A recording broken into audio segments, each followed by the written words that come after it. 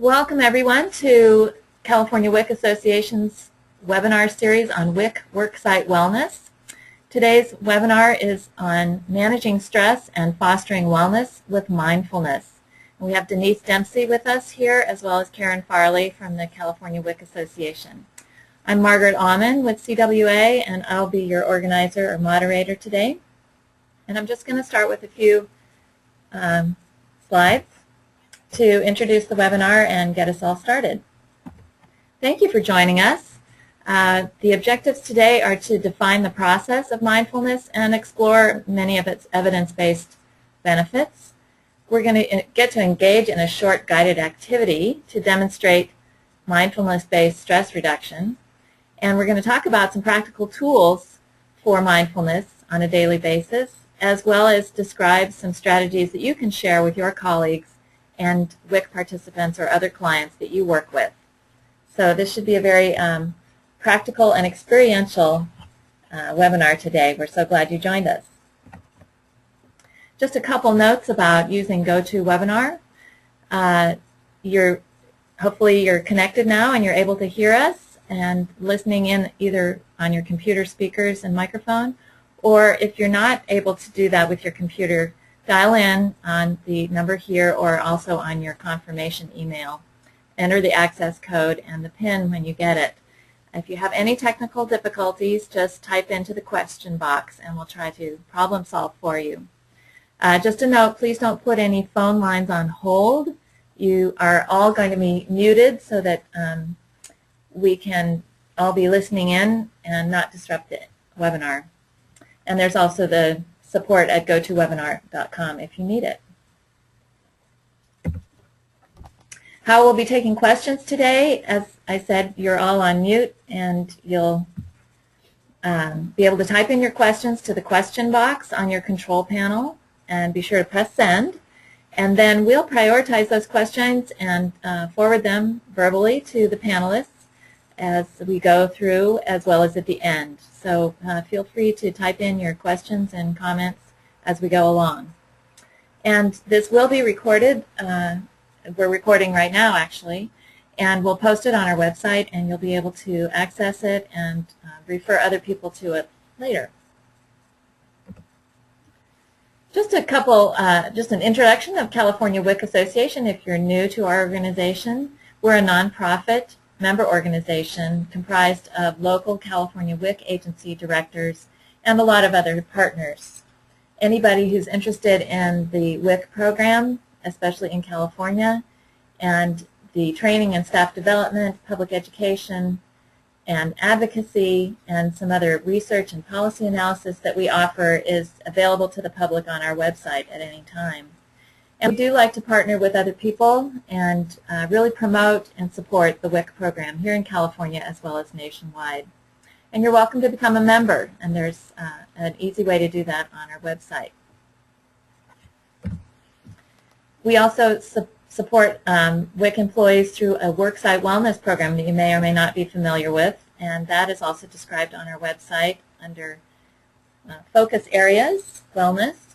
But it's a statewide initiative that aligns what California WIC employees are already, the messages that they're already giving to families that they serve, and promoting them with their colleagues on the work site. So whether it's nutrition and physical activity or mental wellness, emotional wellness, environmental issues, that is something we're wanting to promote at all times. So we know some of you, of the 33 agencies who are already certified as WIC Worksites, are on this webinar. We're really glad to have you here.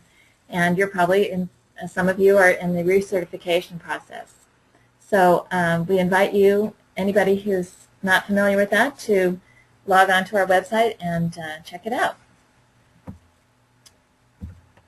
All right, with that, I'm going to pass it on to Karen Farley, our program manager here at CWA, and she's going to introduce Denise and today's webinar.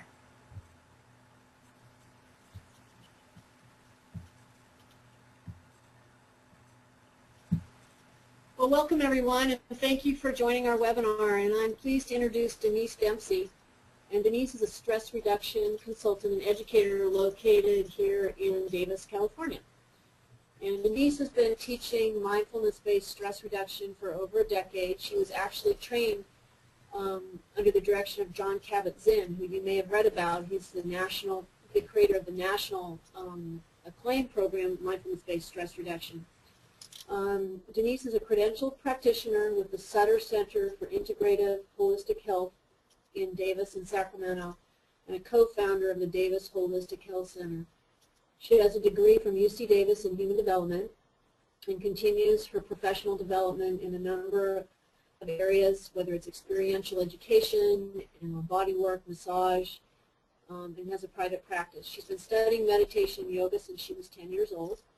And I actually took one of Denise's classes and was very impressed with it, but had also been reading in national magazines and journals all about mindfulness-based stress reduction and really wanted to elevate it to our WIC Worksite Wellness program and offer this nationally in this webinar. So thank you, Denise, for joining us. Thank you, Karen. I'm happy to be here, and I'm thrilled to get to speak and be with you here today. We've had over 200 people sign up for this, and it's really quite an experience to be sitting here in Davis, California, and speaking to you all over the place where you are. And I realize that we all have a variety of different settings. Perhaps you're at your office in a cubicle, or an office where you can close your door. Maybe you have a window, maybe you don't. But I'll give you a few tips on how you can get the most out of this webinar, which is to, well, first let me use my slides here. Okay, so Karen already gave you a big introduction about me, and thank you, Karen. I really appreciate that.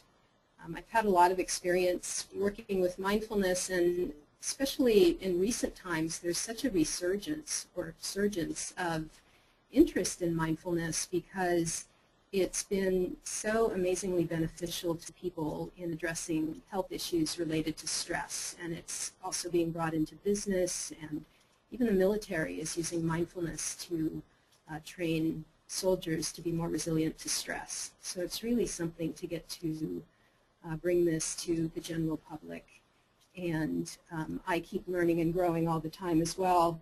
Karen mentioned I've been meditating since I was 10 years old, and that's because my parents were meditators, and I'm in California, so this has been a little bit more mainstream for us here, but it's quickly entering the mainstream all over the place. And the program that I teach, Mindfulness-Based Stress Reduction, is actually internationally renowned now, and it's being offered in hundreds of clinical settings, medical centers, education, schools, universities, and I'll tell you more about the Mindfulness-Based Stress Reduction program as we go along.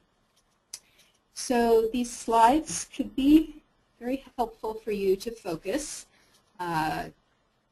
Ideally I'd be there with you and you'd be actually watching me speak, but we have this wonderful technology that allows us to be here together this way.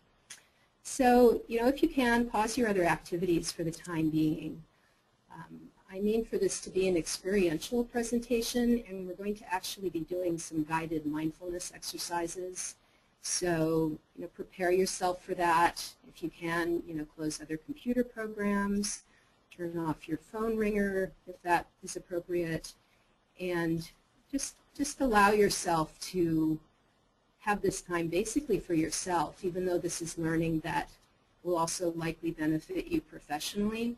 You might consider wearing two hats right now, both your professional hat and your personal hat, because mindfulness tends to benefit people comprehensively. So basically, if this is educational and nourishing for you, it's going to just benefit your work, your family, your community, your creativity. There's so many different levels that can benefit. So it's really worth the dedication to time. And one of the things we know about mindfulness is that it really doesn't take very much time to change your relationship to yourself in the present moment. And all the things that are stressful may still be stressful, but you can have a very different feeling within that. So we're going to spend some time learning about mindfulness now and learning in an experiential way. So give yourself this time. So hopefully you've been able to resettle. So let's talk about mindfulness. I'm really curious what has brought you all to dedicate an hour of your time to this today. It's really a big time commitment, and I know it's not easy to make space for this in your busy day. So I really appreciate that you've taken this time for this. And so, Margaret had mentioned that you can type into your question box both questions, as we go along, and also I'm very curious, what brought you here today? How did you hear about mindfulness? Is there something that really intrigues you about it? Do you have concerns about just general curiosity or perhaps other wondering, whatever you might have? Hey, Denise. So, Denise, this is Margaret. I just wanted to interject that we do have one question, whether it's possible for you to speak up a little bit. Somebody wrote in the question box that it's a little difficult to hear you. Yeah. Thank you. Okay. And yes, by all means, type in. How's this sounding? Let's see if that's better. Okay, how's this? I'm a little bit closer. I'll try to project like I'm speaking in a big room, and in a sense that's what I'm doing. So thank you. This? That sounds better. Margaret? That sounds better to me anyway. Okay. Yeah. Okay, great. Thanks. All right, thanks for asking. So let's talk about mindfulness. What is it? Why do we need it? How does it help? And what do we do, or how do we practice mindfulness?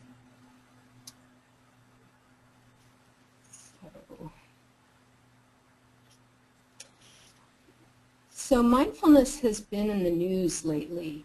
We've even made the cover of Time magazine. You may have seen this in the newsstands. There's been articles in the New Yorker.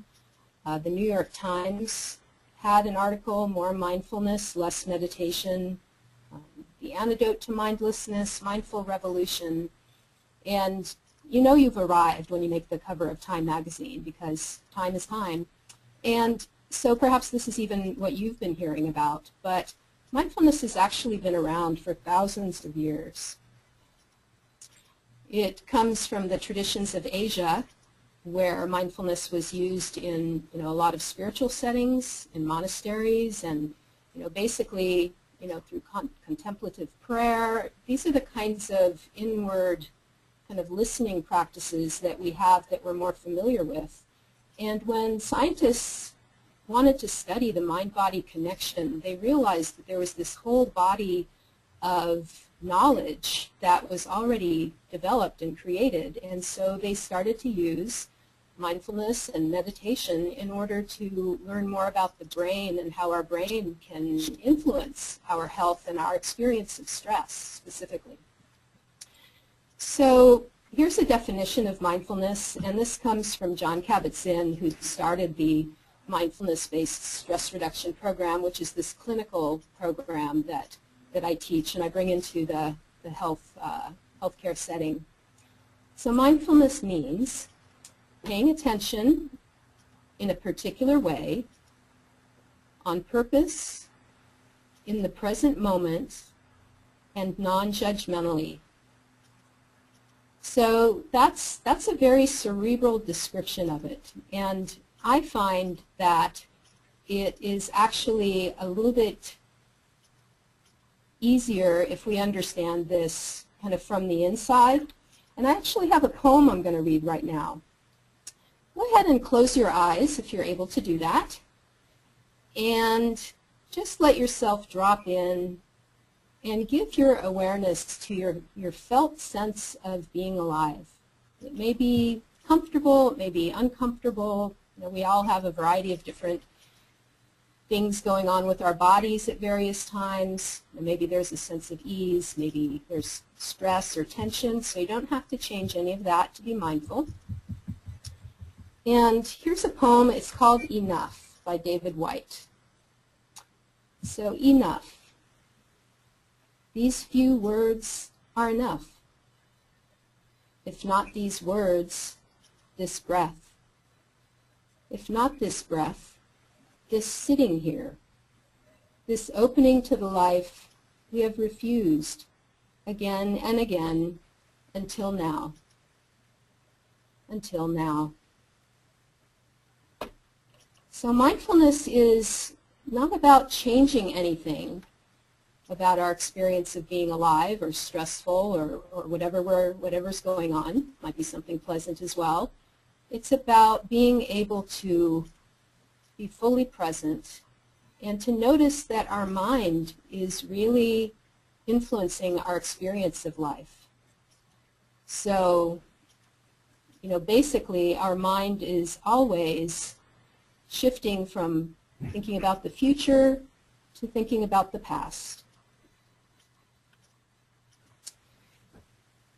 Mindfulness doesn't mean having a blank mind. It doesn't mean that you have to feel a certain type of way. You don't have to feel more peaceful to be mindful. It's really more a way of being.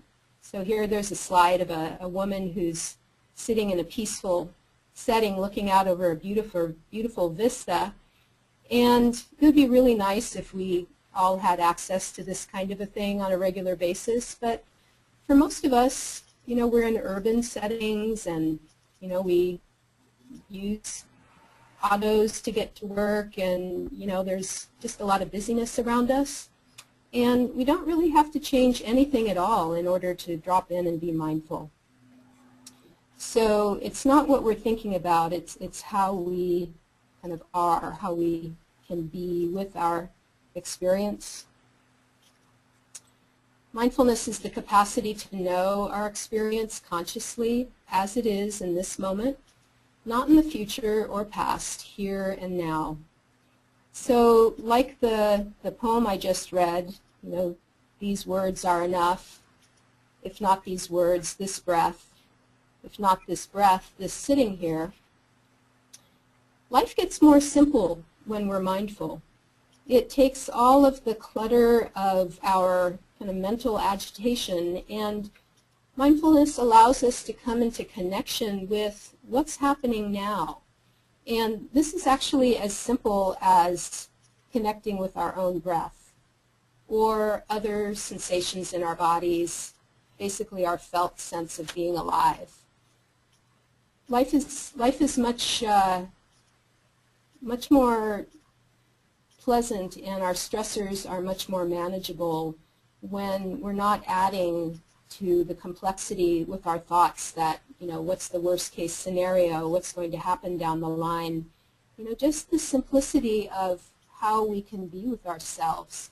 And this is really precious. This is a really precious practice to just even have a few moments of returning. It's really about the return, noting, oh, my mind is someplace else, and bringing it back. Coming back to the breath, coming back to being with your cup of tea, being with, looking at a pretty flower, or, being with your child or your coworkers, the things that are really here and now. So we need mindfulness because our standard way of operating in life is relatively mindless. We're really not aware of what's going on in our minds most of the time. And an example of this is how, let's say you have a routine commute to work, and you're so used to driving this commute that you spend your time thinking about things, maybe having a conversation, perhaps listening to music or the radio, and it's so familiar that you stop seeing and being aware of your surroundings. You may be surprised one day to realize that the trees have new leaves, or that there's blossoms, or that the migratory birds are showing up. And so, it's really something when we can return to our experience, and then we don't have experiences like missing our exit, even though we're paying attention. Have you ever had this experience of driving? You know where you're going, you have a map, maybe you've even gone there before, and before you know it, you've somehow passed your exit and you are, need to turn around and come back or whatever. Well, that's an example of mindlessness or autopilot. And I have a slide up right now, a little boy who's hugging his dog, And, you know, this is the sweetness of life.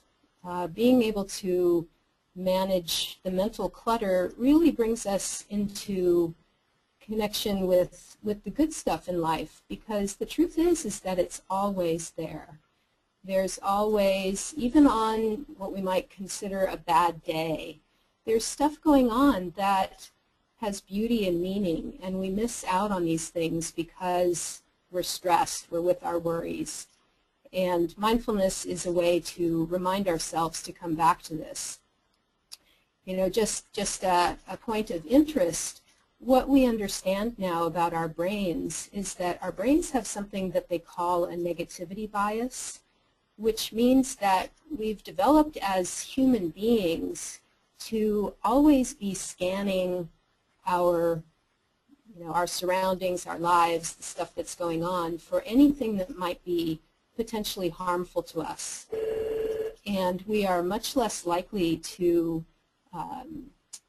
be tuned in to what brings us a sense of ease and pleasure. So there's some evolutionary value to why that's happened, and it's a really radical thing that we're doing now to gain these skills of being able to, you know, genuinely choose to become more aware of the good stuff. And something that I like to think of is that if you've ever said, oh, I had an awful day. Well, you know, the question is was it awful, awful, awful, awful, awful, or was it just maybe 10 or 20 minutes of it that was really awful, but then that's what your mind remembers and what you know, it influenced your mood and your whole experience of the rest of the day. So mindfulness, you know, we can experience the awfulness and acknowledge it, but also really fully be aware that actually that is over, it's in the past, and now we're here and present and can move forward kind of with a clean slate. So the present moment is the only moment where we're alive. You know, even though we spend so much time planning and trying to figure things out and, you know, find solutions to problems, and this is important. We're not remotely suggesting that people stop doing that. I mean, this is what we need to do to function and survive. But in a big way, really, the present moment is where we're alive. And we could easily miss many, many minutes of our lives kind of waiting for a better moment in order to be present. Like, things are stressful now. When I go on vacation, I'll be able to relax. It's like, well, you know, we could wait and wait and wait, and that more pleasant experience may or may not arrive. So, you know, this is about reclaiming our lives to a large degree, to come back to the present moment, and this is also where the good stuff is. So I'd like to, at this point, offer an experiential practice. So mindfulness is experiential, and the way that we can understand it is sort of an inside job. So everything that I've said really amounts to just words. And so we're going to just do a very brief practice here. If you could give your full attention to it. This is the first practice we'll do, and I have some other things later that I think you'll be able to really directly apply in action. So we have two ways of practicing mindfulness, and one of the ways that we consider sort of a formal practice is periods of time where maybe you set a timer or maybe you have a guided recording, but you give yourself over to just letting go of whatever else is going on, being solution focused, changing something about your life, or you know, in some way being in doing mode, and just let yourself shift to what we consider something like being present mode. So if you are able to right now, just let yourself sit back in your chair, let yourself be comfortable, and close your eyes. Now this is just because closing our eyes kind of takes away a lot of mental stimuli, because we're not being distracted by shapes and colors and all the things that may be reminding you of work and the things you need to be doing when this webinar is over. So just closing your eyes and think about your day up until this point. Just thinking about, how you felt when you first woke up this morning and your sense of how the day would go. And it may or may not have happened as you have intended it. And everything that's happened, all the conditions have brought you to this point, which we'll call the present moment. Everything up until this point is in the past. And it can be really refreshing to acknowledge that, because it gives us back to ourselves. It's like we clear the slate. So acknowledge that the past is in the past, and bring yourself to kind of your felt sense of being in the room where you are. Just let yourself tune in to your senses and notice what the quality of sound is around you. That we're surrounded by sound, even quiet, soft sounds. The ticking of a clock. I have a little clock in here. Maybe you even hear the ticking. I don't know if you can hear that. But, there's this, if you're in an office setting, you might be hearing the noise of other people around you. You might hear the sounds beyond the room where you are, perhaps traffic. And there's nothing that needs to change in order for us to practice. Everything can just become something that we can note as part of our experience. So just let yourself hear sound as sound without attaching a story to it, without making any meaning from it. Like if you hear a car, just hear the sound of the engine as sort of the roaring noise that it is, or the humming, or whatever you hear, rather than, I wonder what kind of car that is. That might be the red car that I've seen in the parking lot lately. We tend to do this very quickly. We start analyzing our experience. So mindfulness is about just in the most simple way noting what's happening without attaching a story to it. And the senses are the way that it's easiest to access this. And so now, because it really helps to have a sense of our body awareness, because, it's like when we're lost in thought, what do we do when we're not lost in thought? We have to be somewhere, and this being is really about being present with ourselves. So in the most simple way, because our bodies generally are complex and there can be all kinds of sensations going on, just let yourself bring your attention to your breathing. And just feeling maybe even just the very soft breath at the nostrils. Just feeling the breath as it's flowing into your nostrils and out again. And let's take a deeper, more intentional breath in right now, just filling your lungs, feeling that fullness. And then when you're ready, just exhaling a nice, long, slow, complete exhalation.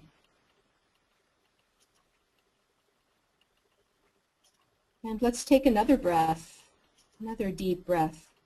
This can be at your own pace. Just a nice, deep, full inhale, feeling the fullness of your lungs. And then a long, slow, controlled exhale through your nostrils, just feeling the air flow out of your body.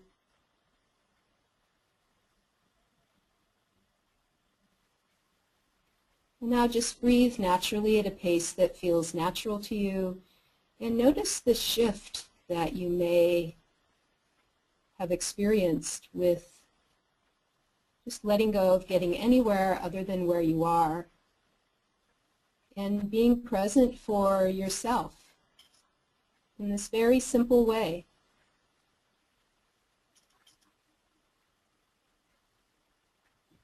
And now when you're ready, go ahead and open your eyes. So mindfulness is a resource that helps us to find calm in the midst of the most difficult circumstances. So this practice that we just did is something that you can do anywhere. You can do this when you're stuck in traffic, without the eyes closed part. You could do this in waiting for a doctor's appointment. You could do this when you're standing in line at the bank. You could do this in the grocery line. You know, basically, it's about awareness, and it might be that nobody even could tell you we're doing this if you're just standing quietly and bringing awareness to sound and bringing awareness to your breath. It's very simple, and what we just did just now, you don't have to take it on faith. We know from, you know, science and medicine that we've actually just changed our brains a little bit, and we've changed our body chemistry, and we're likely to experience all kinds of positive effects from this. So I have a slide up. Stress is a very natural part of life. We all have stress. And when we're stressed, it can feel like doors are closing, like we don't have options. It's just whatever our kind of inner alarm bells are telling us. And with mindfulness, we're opening doors to possibilities for all the different ways that we might be able to access our inner resources when we're not as mentally cluttered. So we all have stress. There's, for those of you who can't see the slides, there's a couple of parenting pictures. Those of you who are parents or grandparents know what it's like. Parenting is a great challenge that really benefits from mindfulness, and kids also really respond to mindfulness in a pretty neat way. And the way that we respond to life makes all the difference. There's a beautiful child here smelling a flower, and kids are just really natural with mindfulness. We sort of unlearn this as our lives become more complex. So think of the simplicity of being a child and how fully present they are with their experience of life. So in my work as a stress reduction instructor, I work with this program that has been developed over 30 years ago at the University of Massachusetts Medical Center. And it helps people to manage the symptoms of stress related to chronic, that may be related to chronic illness and other conditions. So, you know, this is where we're doing a lot of scientific research, and these are really evidence-based results. So some of the examples are people using mindfulness to help with migraines, irritable bowel, fibromyalgia, insomnia, skin issues, allergies, chronic pain, immune function, delayed wound healing, infertility, and I'll put in a word for helping with accelerated aging. I think this is something that always catches people's attention, that they find that people who are meditators have longer telomeres, and this is actually, I'm not enough of a scientist to give the definition, but we have longer telomeres, which are correlated with slower aging. So, and of course, when we're stressed, we enjoy life less, our relationships suffer, and we're less effective with work and less satisfied with life. So some of the signs of stress in your body would be, and I think this is just good for all of us to kind of check in and just see if there's any of these symptoms of stress in your life, because I've had people so often say, I'm not stressed, you know, because, you know, you're coping really well and things are kind of going along for you, but, you know, maybe you're more fatigued than usual, or there's muscle tension or pain or headaches or stomach upsets. We carry a lot of tension in our stomach when we're stressed, and this can really influence our digestive system. There can be a lot of sleep problems. The mind is affected with restlessness, anxiety, lack of motivation and focus, irritability and anger, sadness, depression, burnout. And of course, our behavior can reflect stress with overeating, undereating, anger, drug and alcohol abuse, tobacco use, social withdrawal, and one of my favorite ways to overcompensate for stress sometimes is binge TV watching. When I just you know, get on Netflix and I'll watch a series in a weekend. That's a tip-off to me that I might be stressed out and needing to focus on my own mindfulness practice a little bit more. I'm not going to go into this right now, but these will be available to you to come back and take a look at. Cortisol is the stress hormone, and it really has a huge effect on the wear and tear of stress on our bodies. So, influencing things like diabetes, prediabetes, obesity, mood problems, depression, bone loss in menopausal women. I'm not up on all the details of this, but it's really interesting that we now know how stress really affects the body in a pretty important way. So what do we do? I work in an educational and healthcare setting, and so there's specific programs that we've developed that are highly effective at helping people learn mindfulness in a way that's highly reliable. So you can learn from reading books, you can learn from online guided recordings. There's a lot available online. If you just Google mindfulness, you'll find so much information, and I'm going to give you some links that you can check out as well that'll give you more resources that we won't be able to cover today. So I already went over this. So mindfulness can help with a variety of different things going on in our lives that can create stress, including pain management and heart health. There's a picture here of a brain image showing that this area of the brain kind of lights up and is bigger when there's pain and just somebody resting, and then meditation and pain, that area of the brain reflecting the pain is much smaller. So we have a lot of brain imaging studies that show us exactly what's going on. I love this because we've known for centuries that mindfulness and meditation helps people feel better, but now we actually know from being able to, this is a picture of an MRI where this is a meditator who's had about 5,000 hours of meditation experience, and the scientists were really keen on studying some of these meditators to see how are their brains different than the average person, and what they found out is actually really exciting.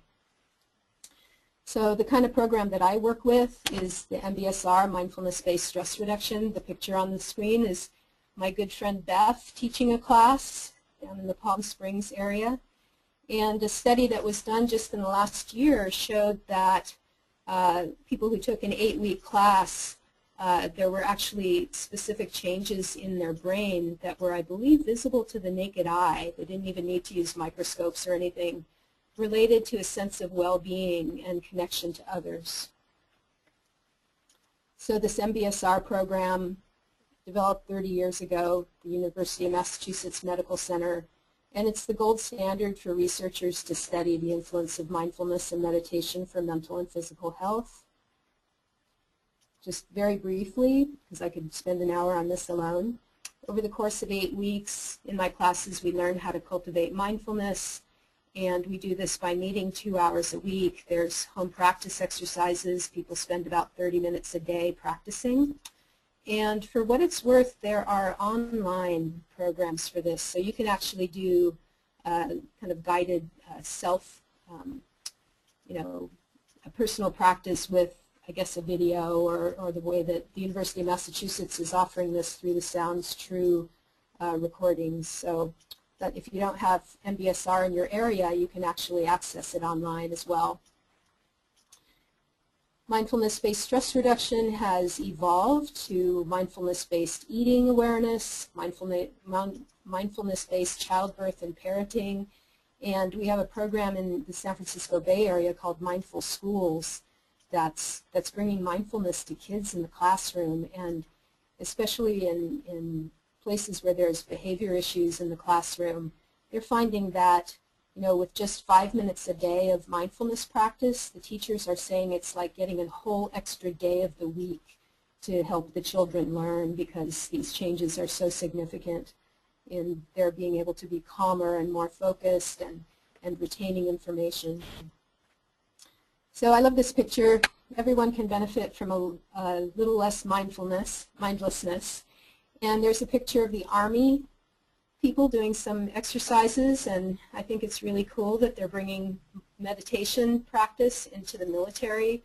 There's some really neat studies about that. I wish I could go into it in more depth, because it's really cool what they've discovered and how it's benefiting soldiers in these stressful conditions. that it's actually influenced them to do a meditation practice, because those that were trained to do the meditation found that they were more resilient to stress than the people who weren't practicing, you know, and that's really cool. So as I was guiding you in the guided practice, here's just an overview of some of the fundamentals of that. We bring curiosity to the present moment. We consider the possibility that we're making assumptions about what's going to happen next. That's just what the brain does. And we become present in an open and aware way. And just let things be as they are. One of the metaphors for this that I like is to put out the welcome mat for the experience that you're having, because this is happening. And it's happening whether we want it to be happening or not. So how can we relate to it? How can we work with what's present? And our resistance to what's happening in the present moment really just tends to create more stress and tension. So by dropping in and letting things be, we can actually reduce our stress in the moment. And we have new options and possibilities for responding. So mindfulness in daily life. So so we have these beautiful guided practices, or just sitting and breathing with awareness. But let's talk a little bit about how we can bring this into everyday life and even life at the office.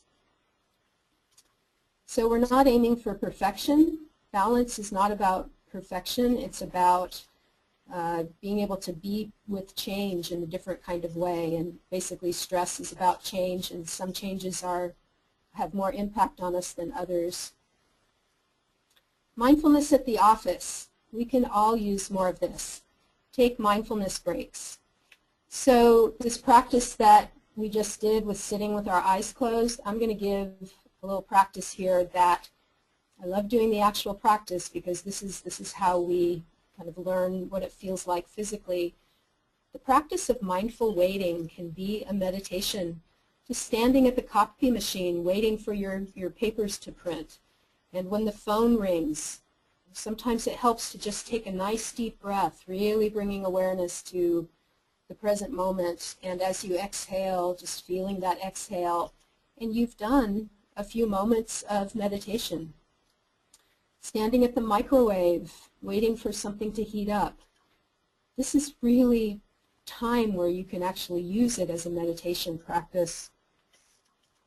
So let's just do something here. It'll just be very brief. Let yourself come to standing if you can. And we're going to come to standing because a lot of us have ideas about what meditation is, and that's kind of sitting with your eyes closed, maybe on a cushion on the floor, and that's not necessary. We can meditate standing as well. So just let yourself stand, and with your eyes open, just allow your eyes to be receptive to what is around you. Without, just let yourself receive the colors and shapes without labeling things as stapler, computer, clock. Just take in the shapes and colors and bring awareness to your breathing and your body, and just drop in and be aware. Let go of problem solving or getting anywhere other than where you are, and just be. This is a mental shift to just allow ourselves to let go of being anywhere other than where we are for this period of time, however long it is. 5 seconds is great, 30 seconds, a minute, just be. So if we had more time, I would do a longer practice. This is something that you might consider doing throughout your day, this afternoon practice. And you could do this at home as well. So I'm going to go over just a few things related to kind of mindfulness in action. So mindful communication is one of the most fertile areas for mindfulness practice, because you know that feeling of being in a conversation with somebody, perhaps you're trying to work on a project, and you're listening, but you're already thinking about what you're going to say next. So this is something we can become aware of and allow ourselves to drop in and just really hear the other person. Just let yourself Notice that your mind is jumping ahead, and just come back. You can breathe. This is a great thing to do while you're waiting, kind of taking in what they're saying and breathing. There's a slide up that says, most people do not listen with the intent to understand. They listen with the intent to reply. It was by Stephen Covey. And here's a cartoon, a Peanuts classic. Lucy is talking to Charlie Brown. So what do you think? Charlie Brown says, what difference does it make? You never listen anyway. And Lucy says, I was just making conversation. And Charlie Brown says, well, when you make conversation, you have to listen too. And Lucy, in her Lucy way, she says, you do? So Charlie Brown is just like, oh, brother. But we can all relate to this. I can. I just think it's human. And another area for mindfulness practice.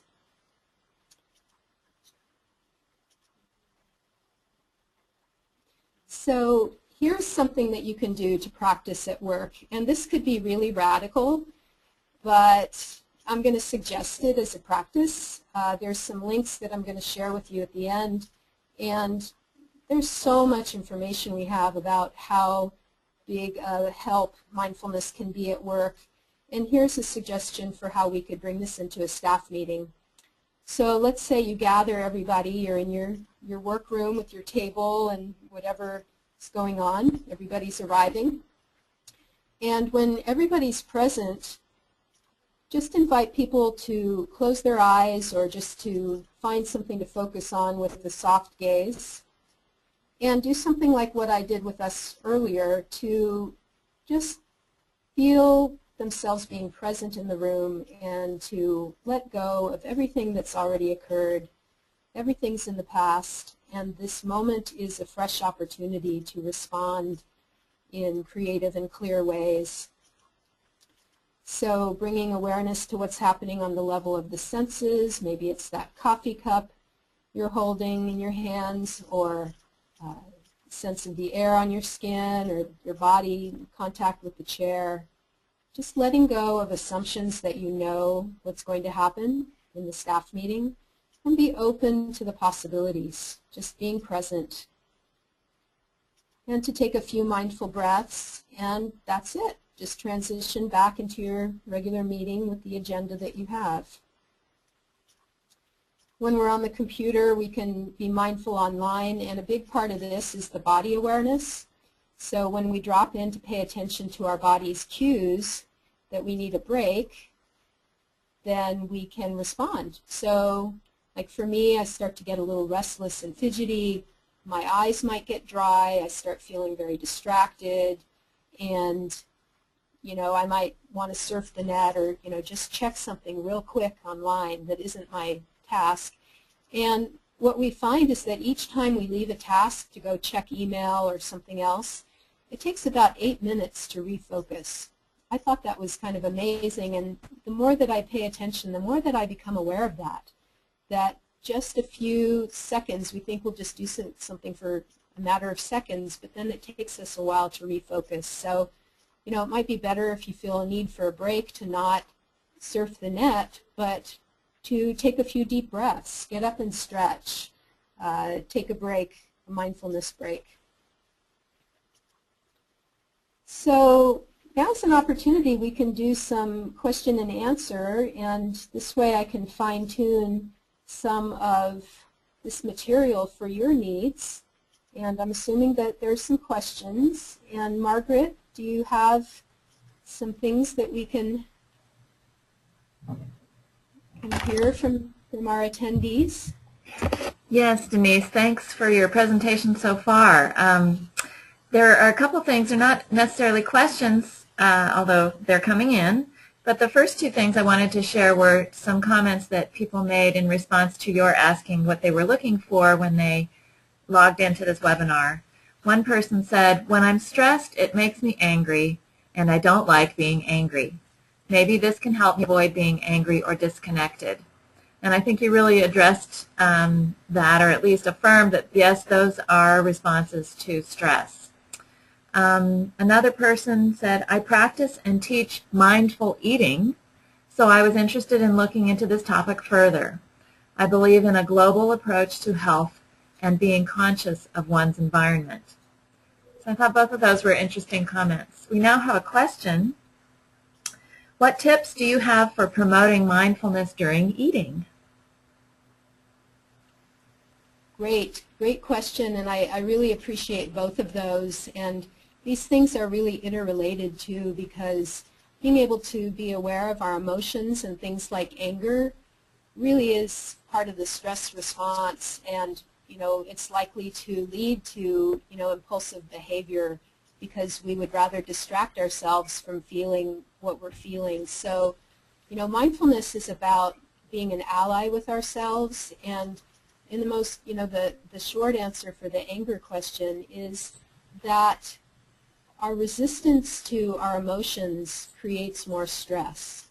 And when we pay attention in a very simple way, perhaps focus on our breathing, if we don't fuel the emotion with our thoughts, like if we can interrupt the thought, just drop the thought, whatever it is, even if it keeps coming back, come to our body, acknowledge the feelings, that very often we'll notice that they pass really quickly. It's like watching the weather change.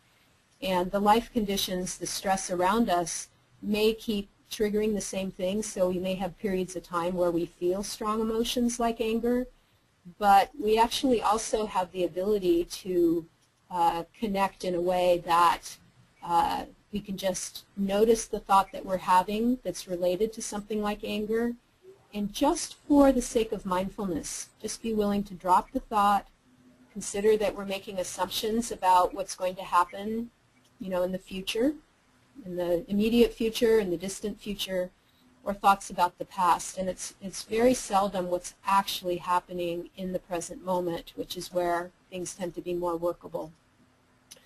So the mindful eating question, this is wonderful, and I was really delighted to see a presentation on mindful eating from a woman who has a program of this at the University of, I want to say Minnesota. Anyway, her blog is called Tasting Mindfulness, and her name is Lynn Rossi, and you can look up her information. She's a great resource, and she's brought this program to the university setting. So with mindful eating is very much like the practice of mindful breathing, in that the first step is to remember to be mindful, and that's often the biggest challenge in our stressful lives. And so to be able to practice, I think that one of the most simple practices is to taste your food. Take your first bite of a meal and just let yourself bring your awareness to the way that the flavor of the food is blossoming in your mouth. To notice things like texture, flavor, how the flavor might change in different parts of your mouth. One of my favorite ways to teach this in my classes is we eat one raisin mindfully, and you may have been exposed to this yourself in the past. It can be quite powerful. I've tasted a lot of raisins in my experience as an educator, and really they're like snowflakes. No two are actually the same in texture or appearance and flavor as well. And this is very interesting. So it's about bringing some curiosity to what our experience is. And another big part of mindful eating is to be aware of our impulse to eat and to check in and ask ourselves if we're really hungry, or if perhaps there's something else going on where we're using food as a distraction. And if we do notice there's something else going on, like let's say we're angry or there's other emotions present, to notice that impulse and to let ourselves let go of making any change at all, to just breathe and be aware of thoughts, be aware of our sensations, and sometimes even just a good 6 seconds of breathing will shift us into a more mindful place, and we may not even feel that compulsion to eat in a kind of mindless way or as a way of self-soothing that isn't really helpful for us in that moment. So mindful eating is a wonderful way to bring the mindfulness practice into our homes as well. That if we're eating with other people, we can just like bringing it into a staff meeting, bring it to your kids. Just let there be a pause where everybody just tastes their food mindfully and considers where the food came from, you know, the bigger picture around the food. Mindful eating can also be about mindful shopping and kind of the way that we make choices around food, you know, from just the first thought we have of wanting to eat and then the process we go through to making the choices that we do. And then the other big factor I would say is to notice fullness and just tune into your body and become aware of when your body is really saying, I've had enough. And I have a friend who likes to have the example of that point where you know you've had one bite too much. You know, like you're just feeling great, it's a wonderful meal, and that there's just like that one bite where you're like, oh, now I'm too full. So this is just something to be mindful of, and the more that we practice, the more that we get in tune with our body and its needs and our rhythms. And very often when people practice mindful eating, they come to a healthy weight. They find that people who practice mindful eating are able to lose as much weight as people who've been taught nutritional guidelines, like about calories and nutrition intake. So mindful awareness can be really huge when it comes to mindful eating. Thank you, Denise. There's another comment here that's related to this that some people might find interesting. Someone says, at work, I refuse to go to brown bag meetings. I either eat before or after the meeting, and I make sure people know why I don't eat at brown bag meetings. I tell them that I need to enjoy my meal and pay attention to everything related to it. I can't pay attention to the meeting topics and enjoy my meal at the same time. She also says, thank you for this presentation. It was very helpful. So that's just a thought about mindful eating and mindfulness in general that's related to the workplace.